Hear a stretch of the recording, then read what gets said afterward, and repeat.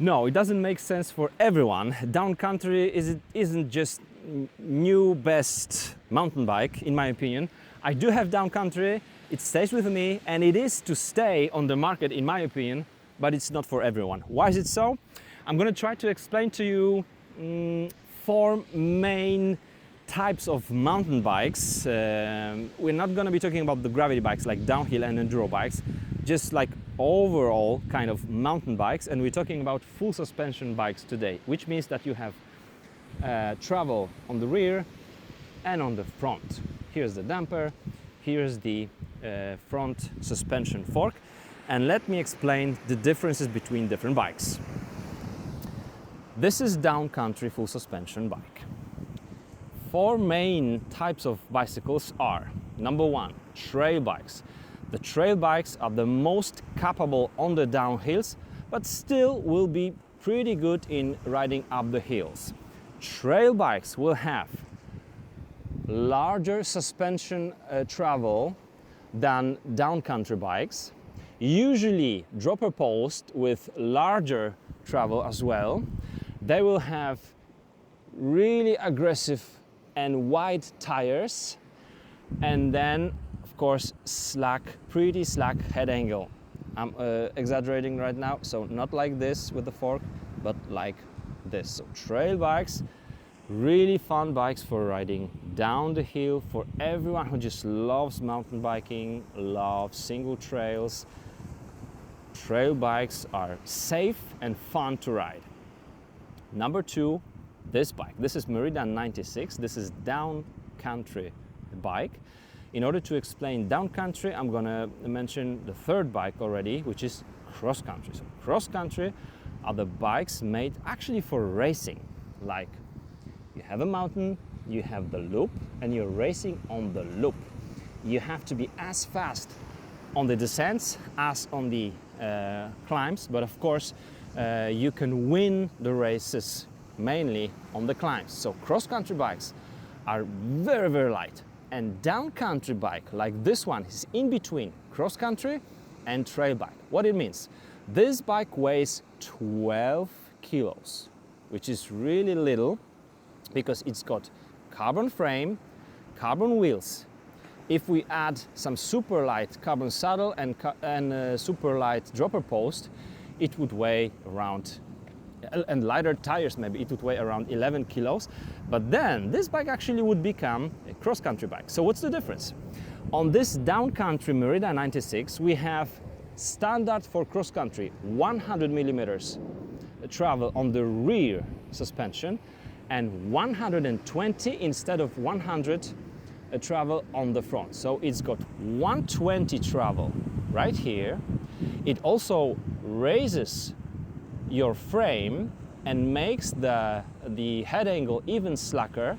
If I remember correctly, on this downcountry 96, it's 67.5, and on the 96 cross-country version with the 100 millimeters of the travel, it's 68. So it's like half degree difference. Okay, downcountry bikes will also have pretty aggressive tires. These are Aspen Minion DHR 235. You can put 2.4 on this bike, no problem. Some cross-country bikes also accommodate really wide tires. So these are wide tires, but these are also considerably heavier. We have pretty large travel on the dropper post. This is 125 millimeters. I'm going to show you at the end how it works, right? But some maybe most of the trail bikes won't have the lockout on the handlebars for both front and rear suspension. Here you can do it with this.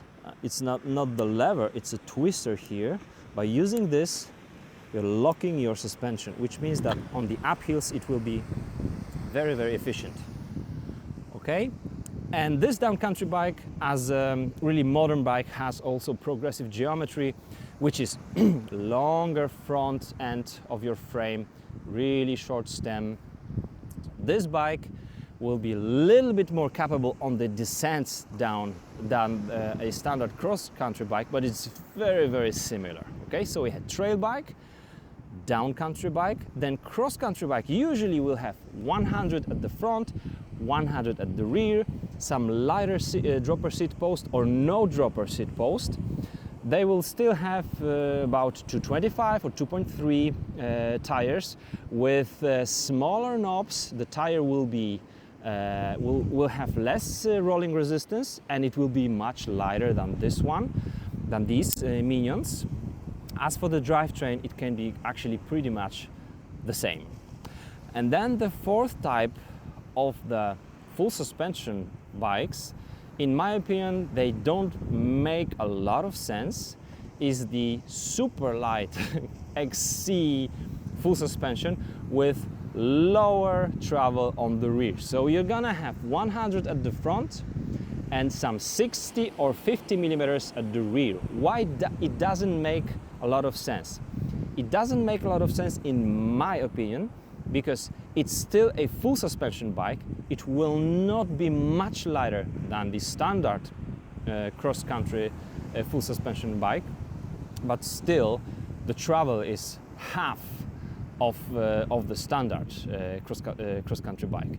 So you can still lock out both front and rear on cross-country, on downcountry, and the weight difference between those super light with 50 millimeters of travel and standard is not much. So this doesn't make a lot of sense. But why did I say downcountry isn't for everyone, since it's actually in the middle between cross-country bikes and trail bikes? It is because, in my opinion, for all those who simply love riding mountain bikes, a trail bike is the best option, because you don't need to think about the weight. I would even buy a trail bike with aluminum frame. It would cost, let's say, from about $2,000. This bike costs about over $5,000, right? So it's a huge difference. Of course, $2,000 will be no carbon crankset, no Shimano XT right here, but still it will be a 1x12, let's say, Diora drivetrain. It will be much cheaper and still very capable on the downhills. It will be heavy, but 2 or even 3 kilograms of difference in the weight, hey, some of us weigh 80 kilos, some weigh 90 kilos, some weigh 120 kilos. These are the differences in the weight. 2 or 3 kilos for somebody who's not counting seconds on the single trails doesn't make a lot of difference, and trail bike will be super capable and very fun riding down the hill. And then for those who are racing in the cross country, but maybe not as pros and not on really gnarly terrain with some really huge jumps for cross country right now, the cross country bike, which you already probably have, is a great option. Down country is in between. This down country stays with me. The only difference I'm gonna make with this, the only 3 differences I'm gonna make with this bike before I start racing on cross country on it, is putting lighter saddle, lighter seat post, and lighter tires. Because I don't need such heavy tires. I would also want to have less rolling resistance. So something like, for example, Maxxis Aspen, or I'm testing right now and I love Vittoria Mescal, Vittoria Saguaro 2.3 are awesome choice for such a bike. So downcountry, between trail and cross country, capable on the downhills, not as the trail bike, lighter, faster, not as fast as cross country. So yeah, those steps between those types of mountain bikes are now little, but for me it's clear. Trail bike is clear what you have in mind buying a trail bike, and cross country, super light, expensive, very capable on the uphills and still okay on the downhills with the dropper post, and that's what I think. So hope I made it in the clear way, because now also on the road bikes you don't know actually what the bike is made for, like road plus, road endurance, road kind of gravel, kind of road. It's not that that simple anymore, but downcountry, yes, I love it. Last week I did one of my, because I'm on the training camp right now, I did 4 hours ride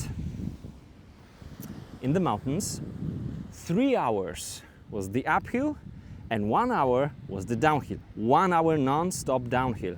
So wider tires, huge travel of the dropper post really helps when I'm already fatigued after 3 hours of uphilling. And then during the downhill, my arms also were getting, and my back was getting more and more fatigue.